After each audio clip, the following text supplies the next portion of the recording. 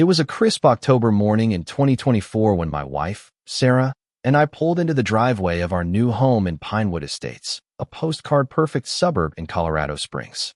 I'm Jake Harper, a freelance software developer who'd been grinding for years to afford this Momenta house that felt like the American dream finally within reach.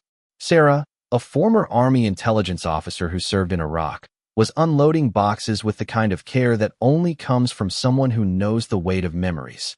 One box, a carved oak keepsake, held her deployment photos and military honors, mementos of her service and our family's pride in her sacrifices.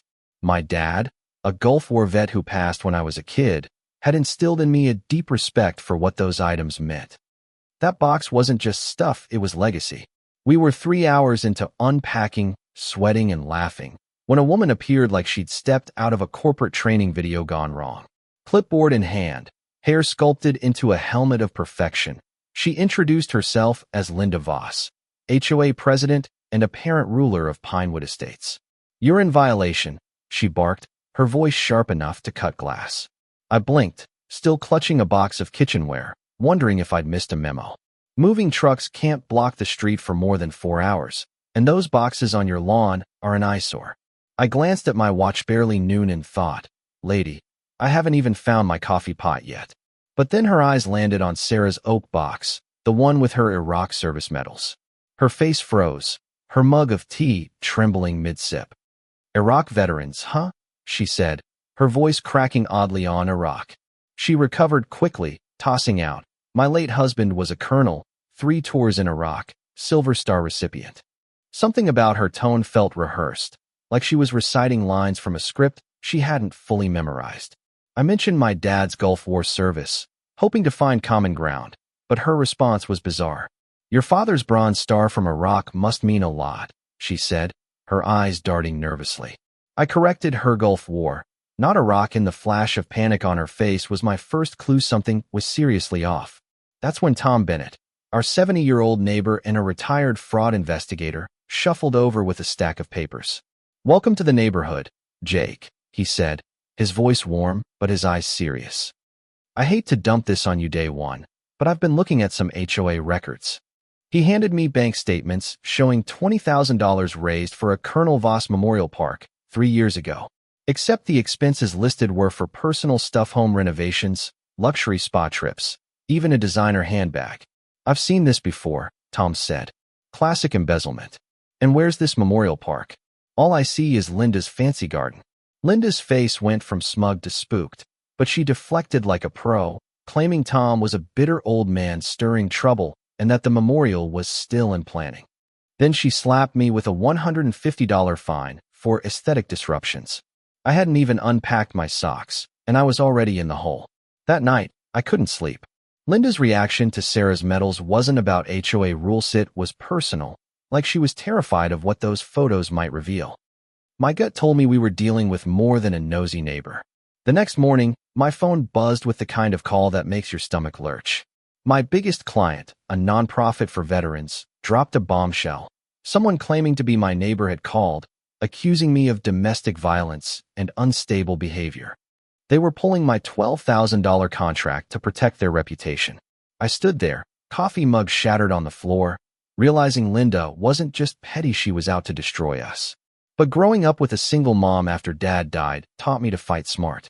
I spent hours calling every client, laying out the truth about our neighbor dispute. To my surprise, most stuck with me, and 2 even expanded their contracts, impressed by my honesty. "Jake, anyone this upfront is who we want to work with," one said. Sometimes integrity pays off. Sarah, meanwhile, was in full analyst mode, digging into Linda's social media. Her posts about her husband's heroic Iraq service were riddled with errors, wrong ranks, wrong battles, like she'd Googled military terms and hoped for the best.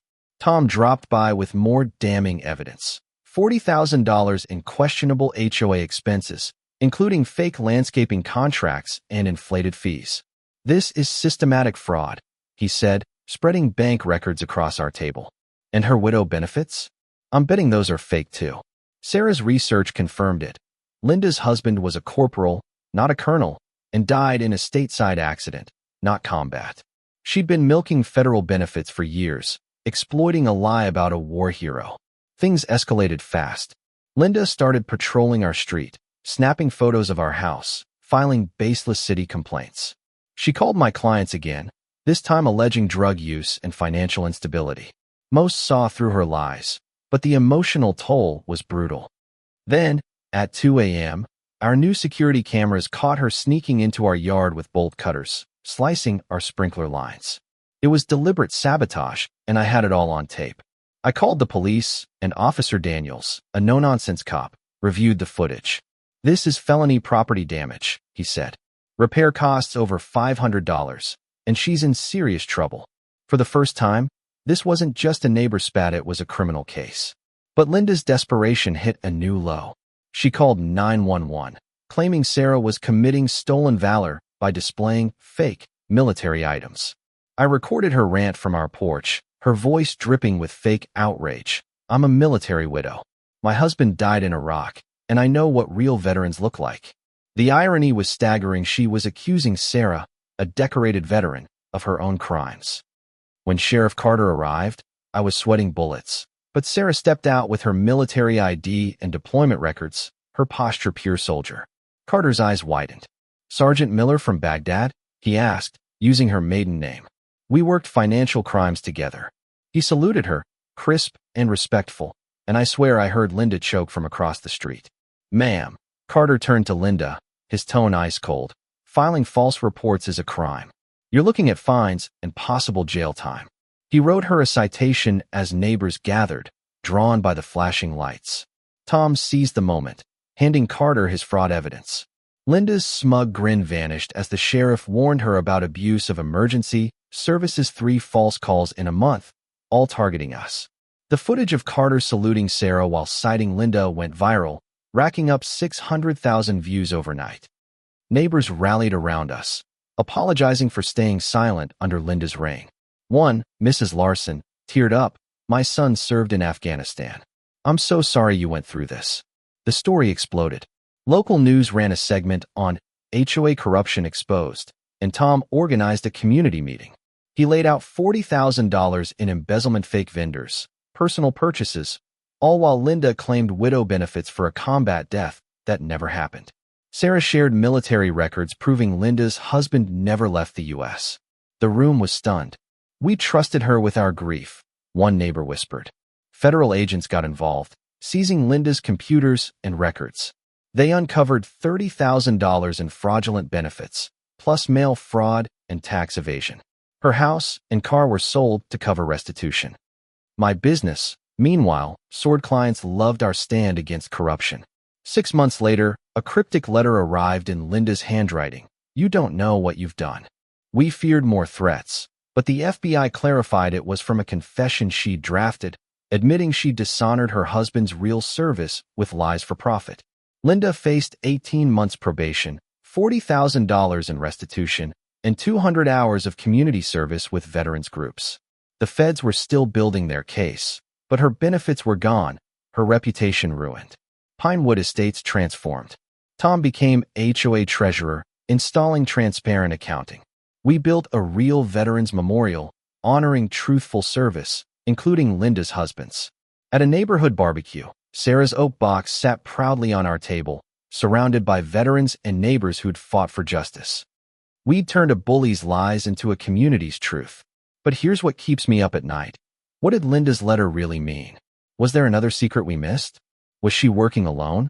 Or is someone else still pulling strings? Drop a comment if you faced a neighbor like this. Did they have a final twist? Like and subscribe if you think we're not done with this story, because I'm betting there's more to uncover.